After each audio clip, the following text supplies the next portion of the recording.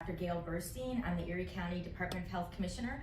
I'm also a pediatrician and clinical pediatric professor at Jacobs School of Medicine and Biomedical Science. So I'm here with two of my esteemed pediatric colleagues.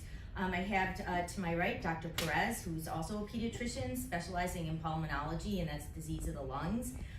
He is chief of the Division of Pediatric Pulmonology and Sleep Medicine at the UBMD Pediatrics and Department of Pediatrics at the Jacobs School of Medicine, Biomedical Science, and medical director of the Lung Center at Oishei Children's Hospital, and a clinical associate professor at the Department of Pediatrics at the University of Buffalo. And to my left is Dr. Archer, also a pediatrician colleague.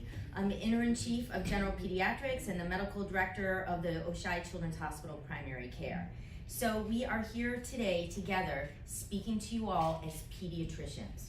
So our medical examiner's office at the Erie County Health Department alerted our department to 6 deaths in the span of 4 weeks from the end of August to the end of September among children ages 3 years and younger. And 3 of these deaths were age 1 year or younger. So each case has a suspected cause of death related to either respiratory illness or unsafe sleeping practices.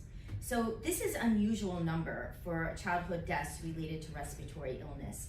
These are absolutely tragic and heartbreaking, and we want to give parents and caregivers the knowledge to prevent this sort of death from happening at your home.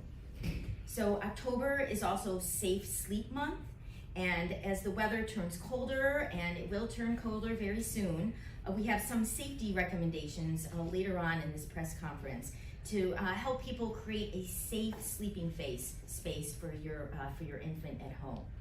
So prevention starts with every single person who spends time with an infant. Parents, grandparents, babysitters, neighbors, occasional caregivers like older siblings all need to know the signs of respiratory distress in young children, which can appear very differently than compared to adults, and we all need to be ready to act if we see those signs. So I am going to turn it over now to Dr. Perez just to talk specifically about signs of respiratory distress in young children and to share with us what he's seeing in Oishei Children's Hospital.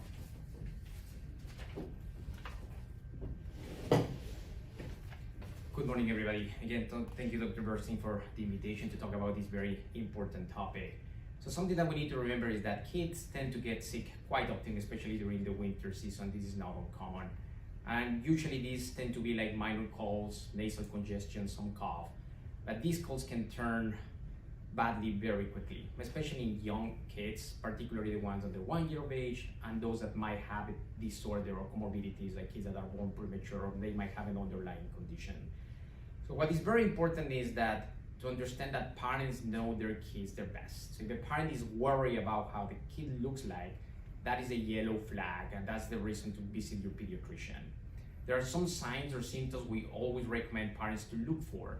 These include when the kid probably is nasal flaring, which mainly means that the nose, the opening of the nose are moving up when you're trying to take a breath in, and this is a sign of like kind of trying to catch a breath or respiratory distress. The other sign that we look for is when the ribs in between, the skin in between the ribs sunken in, is called retractions. Or when you see a baby that might be bobbing their head up and down and is using extra muscles to breathe. Also when kids might have some wheezing on the chest, or they might have some stridor or a grunting nose that is telling you that they are using accessory muscles to breathe, so they're running into trouble. Kids usually want to play and they are active, so you see a kid that is very tired, is not waking up. Maybe you have a little bit of fever, you give them Tylenol, but after the Tylenol they don't recover, they seem to be tired, they are not drinking, they are not wearing diapers. All of those are signs of alarm that would prompt a visit to the pediatrician. So the first line of defense is always your pediatrician. So don't hesitate to take your kid to your primary care physician, pediatrician, or family physician. There are other signs that should prompt an ED visit, so an immediate call to EMS or 911. If you see a kid that's very limp, or they have the lips blue, that's a sign that there's not enough oxygen going through the body, and that's a reason to call 911 or get a key to the emergency room. We've been seeing an uptake of respiratory infections at Oishei Children's Hospital over the last 2 or 3 weeks. This is after the school started. There are several viruses. Right now, the virus that we're seeing most commonly is called rhinovirus, which is kind of like the common cold virus. There's a variety of kids. There are some kids that they just end up in the emergency room, but we also see kids in the intensive care unit or in the hospital that they need significant support or just oxygen. So again, just to summarize, what is very important is that anybody taking care of the kid should know these signs. Sometimes parents leave a kid with a grandparent or with younger children to take care of them, whether you're running an errand or going to the grocery store. Just make sure that they are aware of all of these signs, and make sure that again you contact your pediatrician. Do not hesitate to contact your pediatrician. By looking for the right medical care, a lot of times we can avoid an emergency room visit, or we can avoid an emergency room or hospitalization in the intensive care unit. And I'm just getting back again to Dr. Archer. Dr. Perez, thank you, and Dr. Burstein, thank you for the opportunity to address everybody. Good morning, all.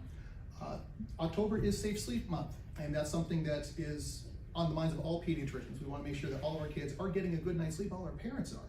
But we also want to remind people that we want their kids to sleep safely, especially their infants. And every parent and expectant parent should follow these recommendations that we have. They come from the American Academy of Pediatrics, are endorsed by almost every pediatrician we run into. And we expect parents to trust their pediatricians. You know your child, but your pediatrician knows the medicine. And between the two of y'all, you'll be able to make important, informed decisions about your child's health. And we keep it simple. We want to just follow the ABCs of safe sleep for children. Keep the kid alone, on their back, in a crib. What does that mean? Sleeping alone means no blankets, no pillows, no toys. It's great to have them, but they don't need to be in the crib with the baby. Wrap them in a wearable blanket like those Halo sleepers, and keep the room temperature reasonable. 68 to 70 works out very nicely. On their back to sleep. Always place their infants on their back to sleep. Caregivers and grandparents may not be familiar with this practice. A lot of cultures, this might not be familiar to them, but all the evidence shows that putting the child on their back to sleep is the safest way to do it, okay? Insist that your child be placed on their back to sleep. Just insist on that. If an infant falls asleep in a swing or on some soft surface, move the baby to a firm sleep surface, okay? On their back as soon as it is practical. Okay? And sleep in a safe crib. Cribs should meet the current safety standards. Mattress should be firm. Okay? Fit in the crib with no gaps. And you want to make sure that mattress cover is fitted as well. Okay? And the most important thing, and I can't stress this enough, the most controllable risk factor that we can have is smoking. We want you to stop smoking or reduce your smoking, and if possible, quit smoking entirely. This will reduce your child's risk of sudden unexpected infant death. No one should smoke in your home or around the baby. We want to get that information out.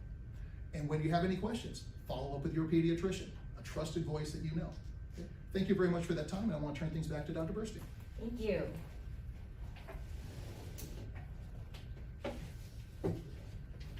Sorry, only short and height. So now is also October is a time that we think about vaccines and which are prevention. So infants and children ages 6 months and older are eligible for this season's new flu and new COVID-19 vaccines. So parents of children younger than 24 months should also talk to their pediatrician about RSV protection and if their children are eligible for some type of RSV vaccine. So primary preventions mean preventing exposures to illness in the first place. So any adult and children who spends time with the young infants, especially if they've not yet been immunized, really needs to get up to date with those immunizations, just to reduce the risk of transmission of a virus that could be deadly to a very young child with very, very small airways. So washing hands frequently is another very important infection control strategy that I think we can all do. And then also, so is staying away from infants. If you have any signs of any respiratory illness, even a minor cold, can be caused by a virus that could be deadly in a very young child. So if that can't be avoided, there's always masking. So you should consider masking with a well-fitted mask and wearing that consistently and correctly when you're around the very young child. It really isn't worth getting those babies sick. So we want this message to reach as many parents as caregivers as possible. So if you're a parent or a caregiver, and please share this message with other parents and other caregivers. So these recommendations really should be turned into a regular part of your child's care. So with that, I can open it up to any topic-related questions, if there are any. Could a symptom of shortness of breath in a child be connected to maybe some cardiac issue, like Wolff Parkinson White? And would that be something that a parent or caregiver should look out for as well if they see their infant struggling to breathe? Yeah, that's a great question. I'm going to turn it over to Dr. Perez, head of pulmonary. So if a kid has an underlying cardiac disease, they usually are more prone or at higher risk of complications from respiratory infections. These include kids that have shunts in between the chambers of the heart. That also includes kids that might have issues with electrical activity of the heart, as the example that you brought up. But yes, so any parent that knows that their kid has an underlying medical condition, those are the kids that you should be watching more carefully. And then you need to contact your primary care physician, or if you're already under the care of a cardiologist, contact your cardiologist, or you're under the care of a pulmonologist, contact your pulmonologist. There is a population of kids that they might not know that they have a condition, so that's what we would like to bring forth parents looking into for all of the signs that we talk about, like any kid that is limp, blue in the lips, they are not eating, they are not drinking, they're not wearing diapers, or they have signs of respiratory distress, they need to be seen.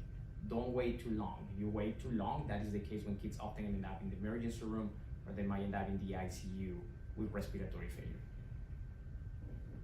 Thanks. Anything else? How important is it to have a baby monitor to kind of, as your kid's sleeping, to, I guess, to know if everything's okay? That is a great question for Dr. Archer.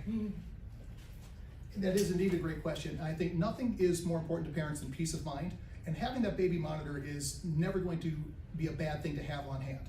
I think it's good to give people that sense, not so that I can say, oh, everything's completely fine, but it does give me that sense that I'm preparing this room for this child to be completely safe when they are sleeping. I think it's a good idea to have that monitor. We can have it where it hooks up to your phone, where you can have that work with you, so you can have an idea of what's going on with your child when they're sleeping. The most important thing you have to do, though, is monitor your monitor. You can't just set it and forget it.